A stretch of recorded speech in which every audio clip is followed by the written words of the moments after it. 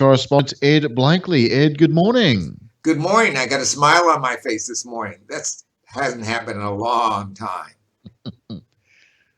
George Floyd laid to rest this week, but of course, still a great deal of fight left to be had in terms of righting the wrong his death represented. We covered this pretty thoroughly last week, just in terms of the demonstrations themselves. Anything new, Ed?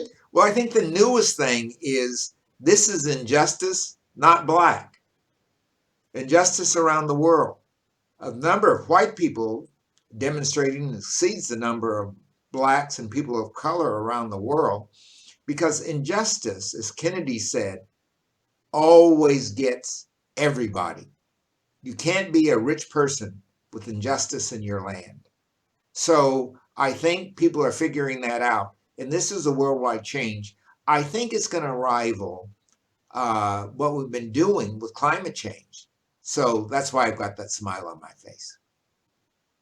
We've seen Democrats unveil a new bill looking at sweeping reforms in legislation that would, among other things, prohibit racial profiling, prohibit chokehold and restraints such as the one that killed Floyd, restrict use of lethal force, and eliminate the qualified immunity defense for police and correctional officers.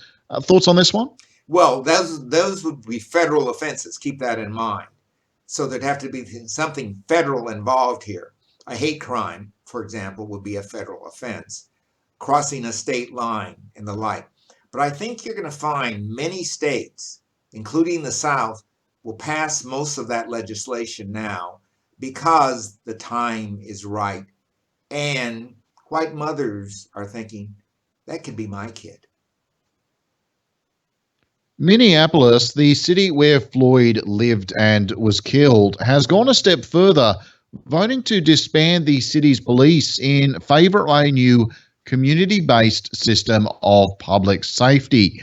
Lisa Bender, the Minneapolis City Council president, said that efforts to reform the police have not been sufficient, leading to them taking this step, and it's since become a bit of a catch cry amongst protesters. Defund the police. Thoughts on this one, Ed? Well, interesting enough, we did that in Oakland, California when I was living there more than 30 years ago. We didn't defund the police, but the police department came to us and said, we have to have a different system of policing where the policing starts in the neighborhoods, not at City Hall. So we created, I think, 6 or 7 areas of the city. Started with a group of people called community police who work with the community in all kinds of economic, social development and pulling together social services. And until recently, I think Oakland had its first death less than 5 years ago of a policeman murdered, I believe it was on a freeway, and one on BART. But in the city itself, Oakland is the only city that has never burned. COVID-19 cases in the US rising slightly in 22 states after we've been looking at a steady decline. Some point the finger at protests, but as you've been saying, Ed, some states weren't through their first wave yet, let alone a second wave.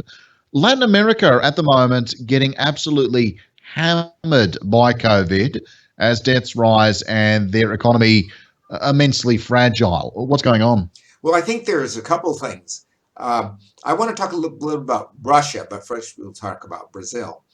In Brazil, no action's been taken at the national level, and that's what's hurt very much. There is no leadership there. Leadership is very fractured. The country's leader is now up for impeachment. The last leader was in jail, and the leader from before that had to resign. So they're leaving it to governors. In a vast country like that, it cannot be left to governors because you have people living in all kinds of circumstances. Brazil's the place where most of the people live in poverty in favelas, as they call them, or ghettos. These are places that are unsafe to be even without COVID-19. And the people there cannot earn a living unless they're selling to the wealthier classes. The wealthier classes have closed down, gated themselves away, letting the poor die. Now, that situation is not what's happening in the United States, but it's darn close to that. The places that are opening up are the wealthiest places, and the places where poverty is pretty thick are the poorer places. And in Russia, that is really the case. That Russia is being fractured and decimated by the class structure. So Putin is in deep trouble, but the class structure is about to eat him up because poor people are the ones who are dying from COVID-19. For some good news in the States, though, the US Paycheck Protection Program seems to be working after a shaky start where large companies were favoured. The PPP was created with very loose restrictions. Is it doing the job of keeping the economy afloat? Well, I think they copied us, Australia, with the Paycheck Protection Program. That has certainly helped relatives and friends of mine stay afloat. But we have a better system in that you don't have any healthcare cost here. And landlords have frozen their rents and in some cases reduced them. So we will have something to get started. But even in the best of circumstances, in the US, I read yesterday, a couple of thousand retailers are just going to close. Big retailers are not going to reopen. So those jobs are lost permanently. The Paycheck Protection Program was for the small guy. Those small guys cannot replace big malls. So we're in for a long, long unemployment period. Do we need to reframe a little bit? I mean, as you say, we're looking at sort of a long unemployment period. There's probably a fairly kind of grim outlook on certain subjects around the economy. Do we need to sort of reframe the way in which we measure economic success in the near future? I mean, certainly Donald Trump's probably going to want us to. Well, not just Donald Trump. Remember, about 3 or 4 years ago, we were talking about what is work. Around the world, there's a whole program. I'm a member of a group in the OECD trying to define work. What will work be when basically robots can do all the manual things that need to be done? Automobiles can be driven by machines. So, what is the nature of work, and how do people keep themselves sane? Now, I've had a very difficult time working from home. But I've adjusted and found ways to work in new ways, more creative, and spend more time with the family. I think we're going to find the 20-hour week maybe being the work, because if you have health care, if you have basic social services, and you're free from desperation and crime, work that most people do isn't needed. So we're going to find new ways of occupying our time and identifying ourselves. The old ways of work are gone, and COVID just kicked them out the door. The New START Accord, the last major treaty limiting US and Russian nuclear weapons and launch platforms, is set to expire next February. Now, Russia is happy to re up with the same agreement, but the Trump administration believes that New START is too favorable to the Russian government and wants to renegotiate. If this one expires without a new agreement, all bets are off. What do you make of this one, Ed? Well, I'm delighted to hear the Russians are willing to come back to the table here. They have a very dangerous situation, because a lot of their nuclear weapons are not really under their control. They're in the various stands. So it's important for them to have an agreement that allows them to go into those countries, Uzbekistan and the rest, and get those nuclear weapons out. So that's a cover for them. But they also are very weak militarily now. COVID has exposed how weak their military system is. The United States is also weak militarily.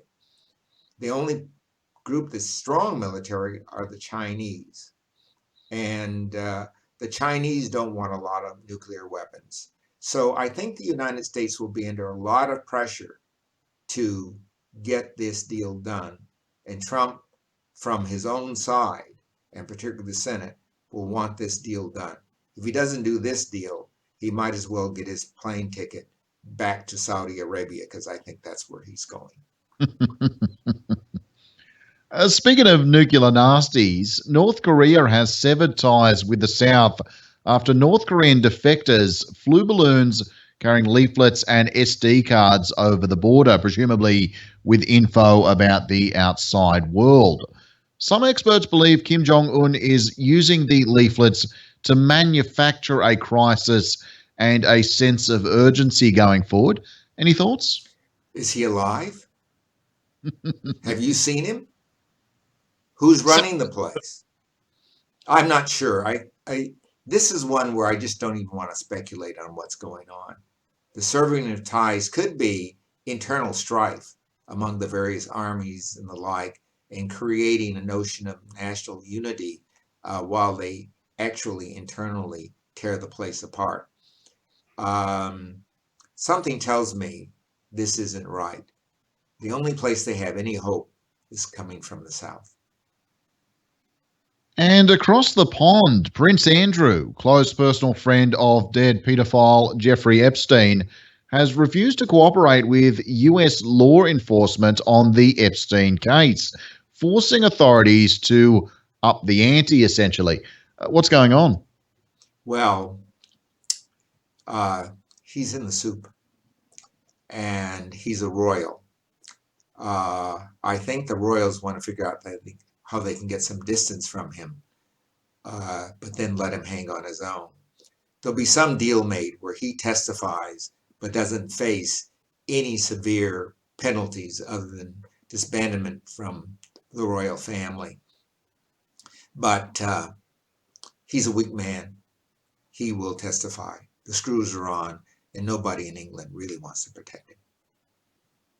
And keeping our eyes on the 2020 race, a lot of polls favouring Biden over Trump, which I absolutely could give a damn about, in all honesty. I don't think I'll ever care what a poll from any outlet has to say again about election results.